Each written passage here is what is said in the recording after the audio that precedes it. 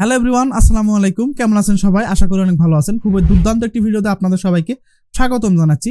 তো আপনারা অনেকে এস মিউজিক প্রোডাকশন বা শামসুল অফিসিয়াল চ্যানেলটা সম্পর্কে অনেকে জেনে থাকেন বা অনেকে ওনাদের গান শুনে থাকেন রেগুলার। আমরা যদি ওনাদের চ্যানেলে যদি একটু ভিজিট করি তাহলে কিন্তু অহরহ কিন্তু এই ধরনের মিউজিক ভিডিও দেখতে পাচ্ছি, যে একটা থাম্বনেল আছে, উপরে একটা পিকচার নড়তেছে, নিচে দিয়ে লিরিক্যাল চলতেছে বা একটা স্পেকট্রাম চলতেছে, এই ধরনের কিছু ভিডিও কিন্তু ওখানে পাওয়া যায়।